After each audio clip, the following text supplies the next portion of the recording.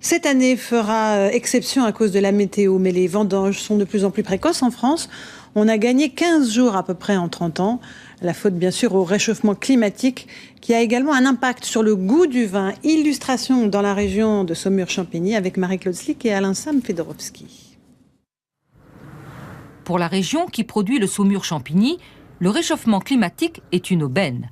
Pour l'instant, ce viticulteur ne fait plus le même vin que son père et sa fille qui reprend l'exploitation devra s'adapter à son tour. En 1974, le challenge c'était d'avoir des raisins à 10 degrés. Et aujourd'hui, on arrive très facilement à avoir des degrés de 12, 13 et même au-dessus. Les vignerons ont choisi de ne pas avancer la date des vendanges comme dans beaucoup d'autres vignobles. Ils récoltent à la même date un raisin beaucoup plus mature, avec lequel ils font un rouge Saumur-Champigny bien différent. Aujourd'hui, on a vraiment des raisins qui sont gorgés de soleil, et on a des vins qui n'ont plus le caractère de vin léger, fruité, comme on a eu une réputation dans les années 80. Le vin blanc produit dans la région est lui aussi plus puissant.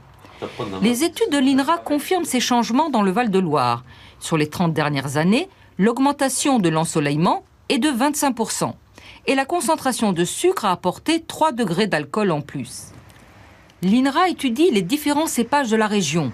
Le Cabernet Franc, avec lequel on produit les Saumur, Bourgueil, Chinon, Anjou, est le plus emblématique. Dans l'espace d'une trentaine d'années, on a vu une avance de la maturité de 8 à 10 jours et une augmentation importante de la teneur en sucre. Le réchauffement va se poursuivre.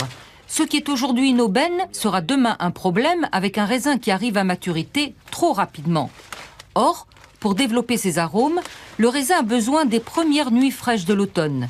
L'INRA travaille donc sur de nouvelles variétés qui arriveraient à maturité plus tardivement.